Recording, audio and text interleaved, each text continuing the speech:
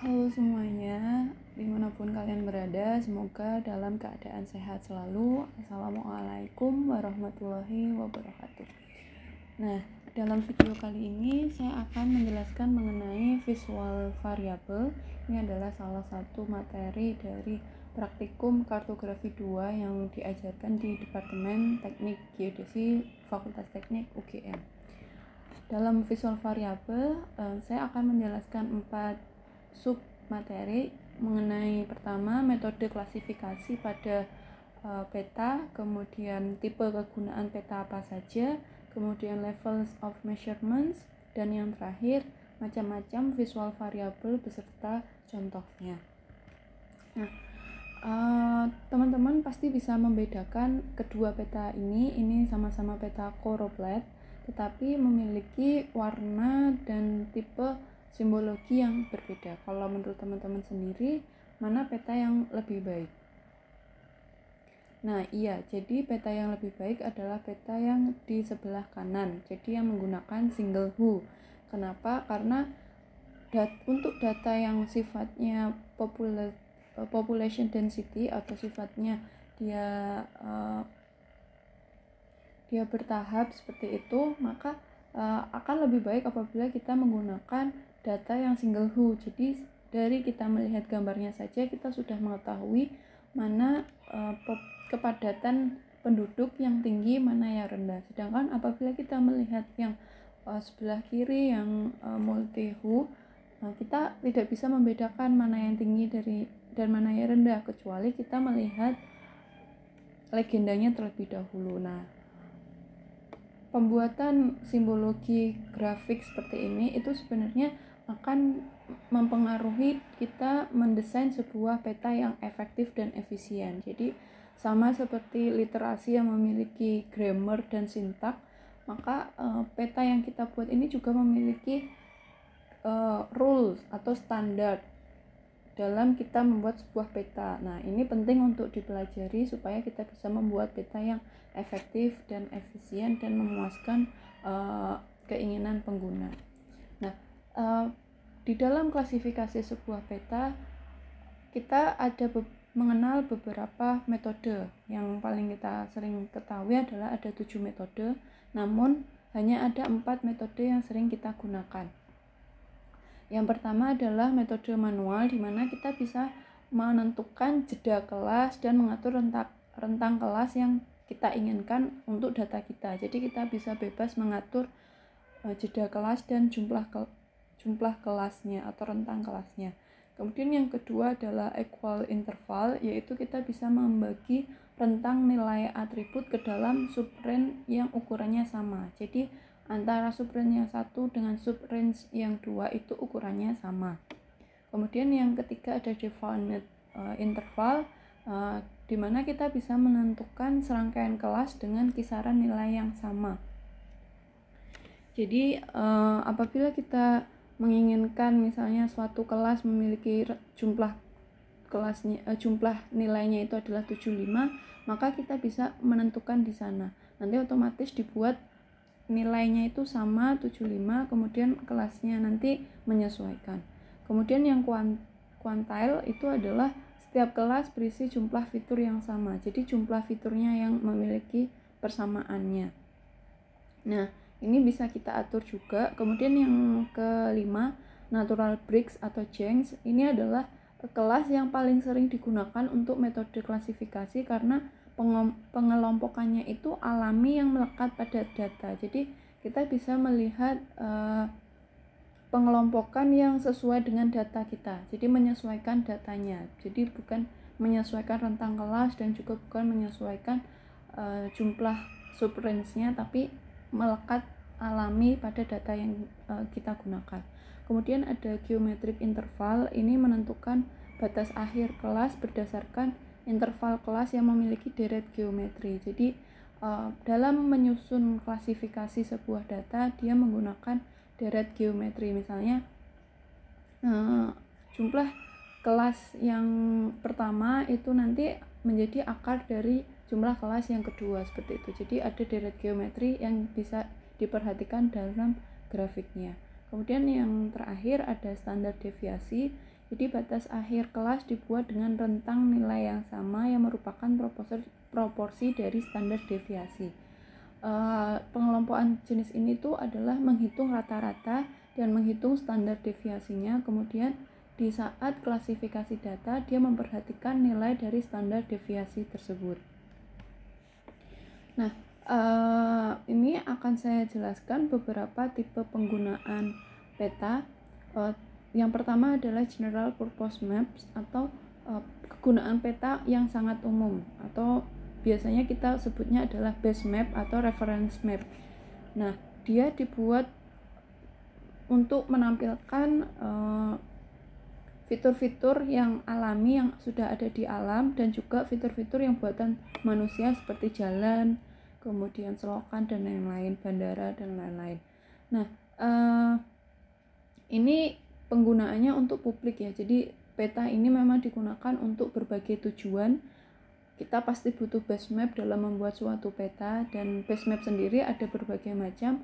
Ada base map dari OpenStreetMap, kemudian ada dari satelit, dan ada dari topografi, ada dari yang unsur kelautan dan lain-lain. Ini tergantung dari tujuan kita sendiri. Kemudian ada peta tematik. Peta tematik ini biasanya tujuannya khusus, jadi topiknya itu tertentu, dan mungkin dia juga bisa menampilkan data statistik. Misalnya ini ada peta pendapatan, rata-rata pendapatan di US tahun 2015. Jadi tujuannya itu khusus, topiknya itu khusus, dan biasanya disertai dengan data-data statistik.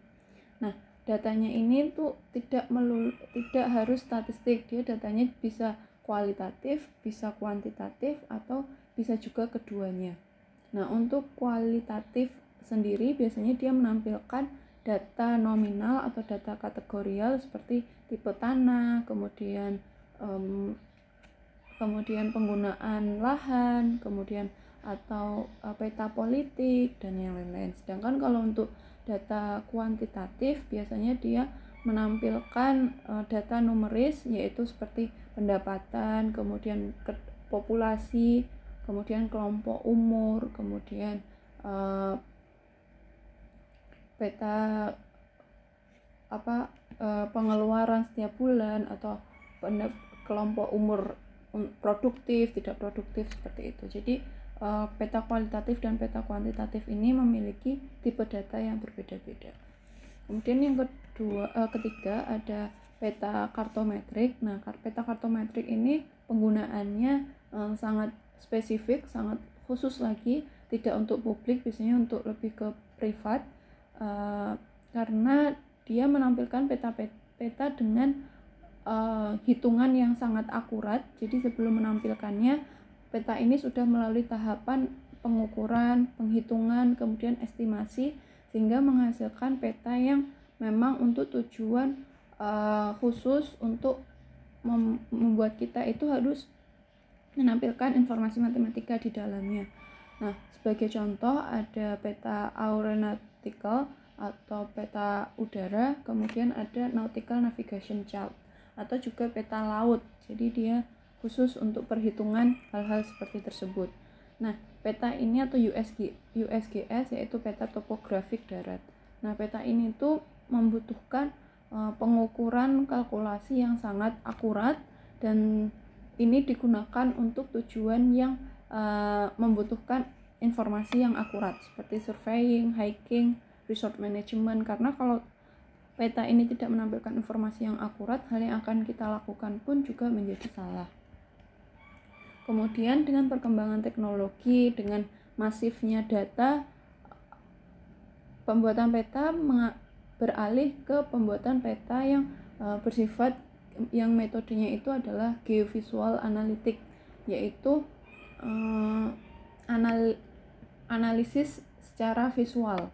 Jadi kita bisa melakukan analisis secara visual, yang mana peta ini tuh bersifat interaktif. Kita bisa memilih tampilan yang peta ini apabila kita klik salah satu tipe datanya. Misalnya kita klik di lokasi datanya, maka grafiknya berubah seperti itu. Jadi dia mencoba untuk menjelaskan hal-hal yang tidak terlihat. Kemudian ada indoor mapping. Indoor mapping ini peta yang digunakan di dalam ruangan, yang mana memudahkan kita untuk pencarian tempat di dalam ruangan yang biasanya sangat complicated, seperti di mall, rumah sakit, hotel, atau bandara. Jadi dia sangat berguna bagi kita yang baru mengunjungi tempat yang baru. Kemudian ada schematic map.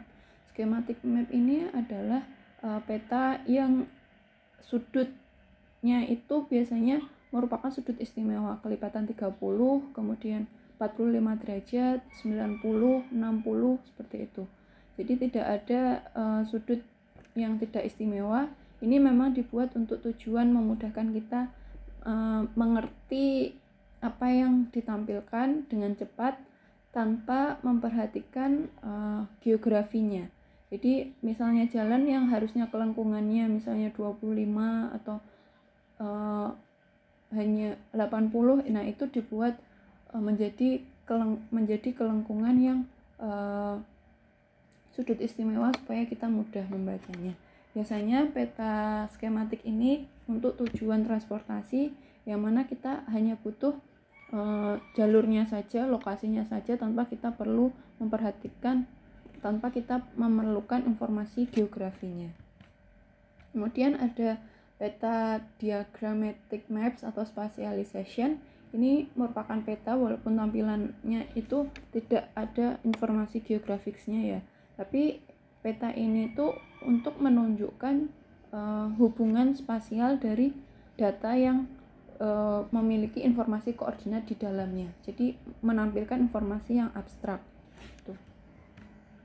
Nah, di dalam membuat sebuah peta, apapun petanya itu, hal yang perlu kita tanyakan sebelum buat peta ada 3 hal, yaitu who, what, and why.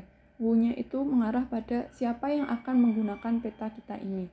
Nah, itu nanti akan mempengaruhi tujuan peta. Kemudian what, medium apa yang akan kita gunakan untuk ditampilkan, apakah peta cetak atau peta digital. Kalau peta digital apakah bersifat statik atau interaktif, dan ini juga berpengaruh pada seberapa lama orang itu memiliki waktu untuk menggunakan peta kita, karena apakah peta kita ini akan dibuat interaktifnya tinggi ataupun rendah.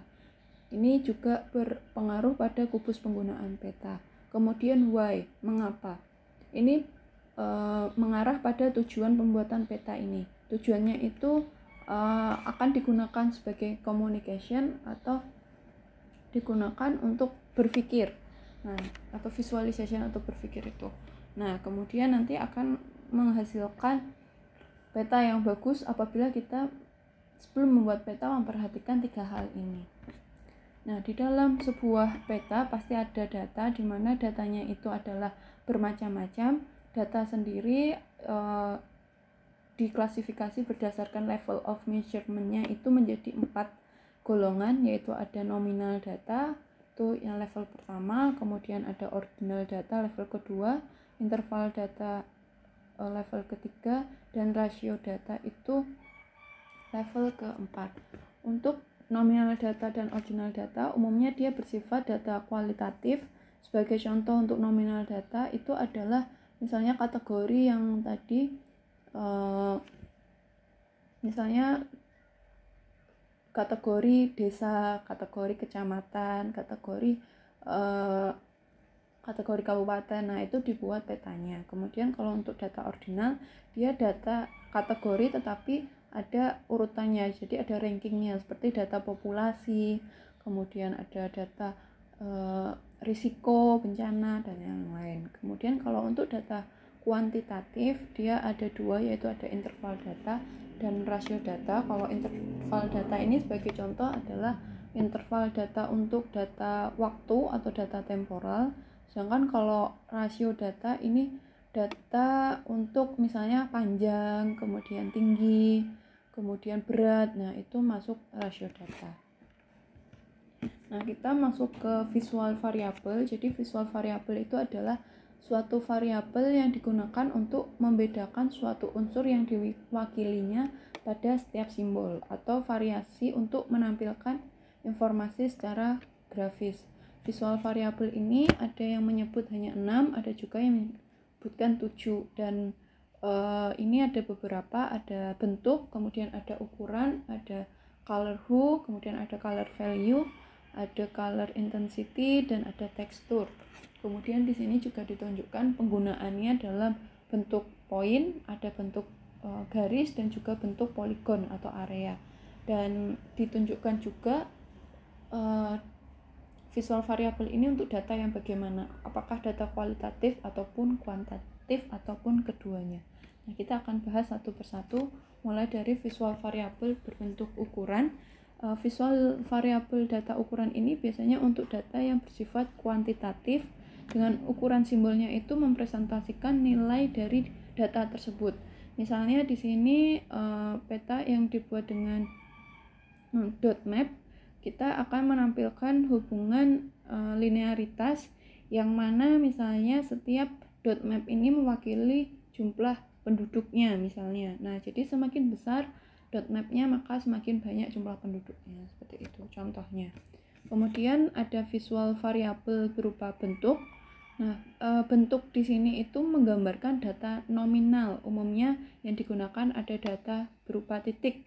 Jadi misalnya kita akan menyajikan fasilitas umum, maka kita akan menggunakan data titik. Nah, visual variable yang cocok adalah menggunakan bentuk yang berbeda-beda yang mewakili setiap jenis fasilitas umum yang kita tampilkan.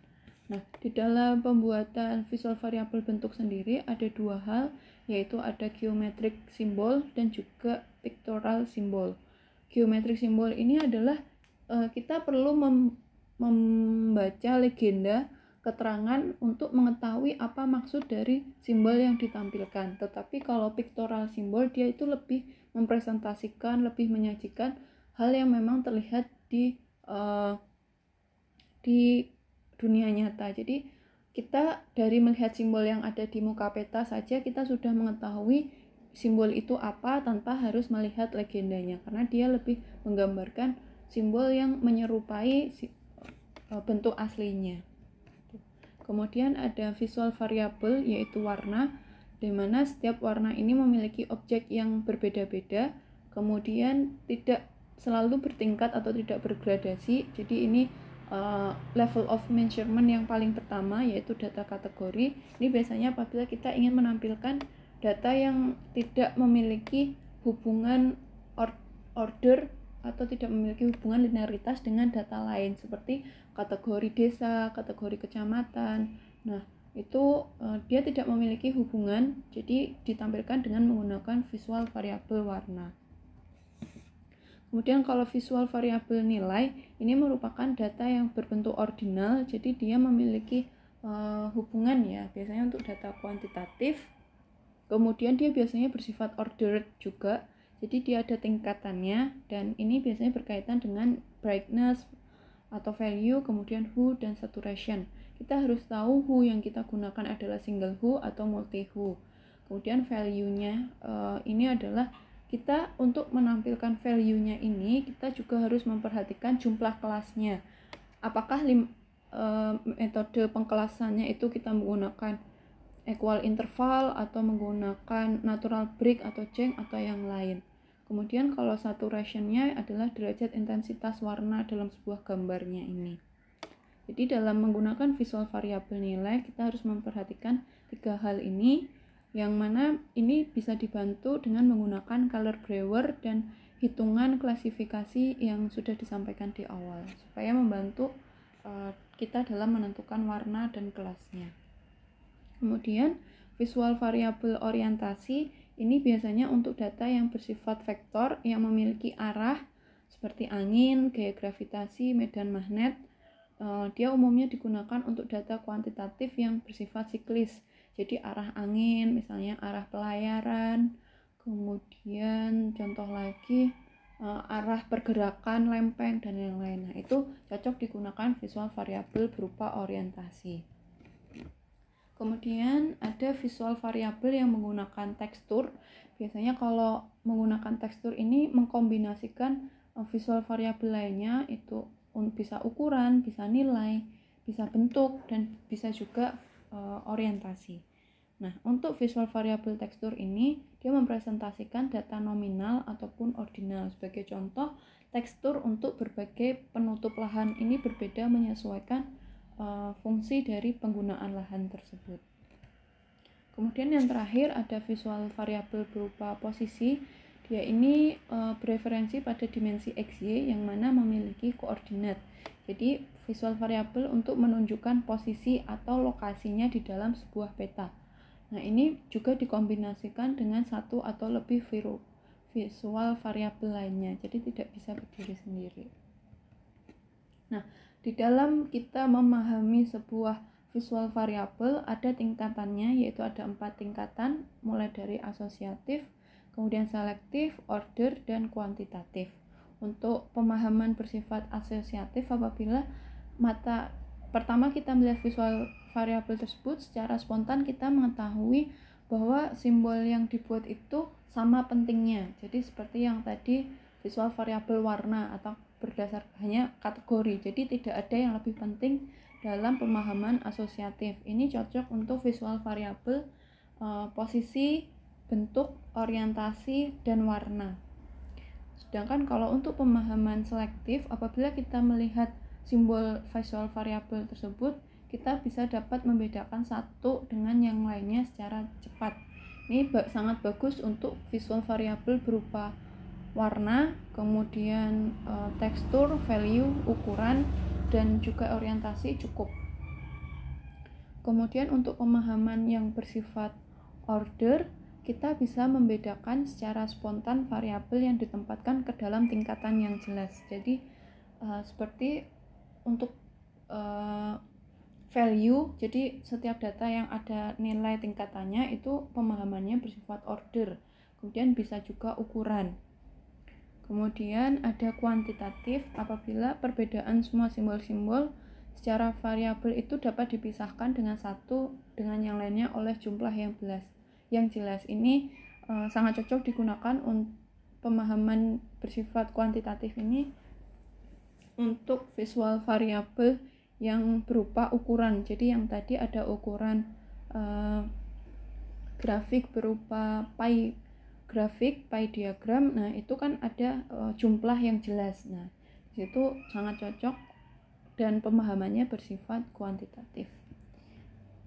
Nah, ini untuk memperjelas, jadi ada size itu untuk selective, ordered, dan kuantitatif. Kemudian value adalah untuk selective dan ordered.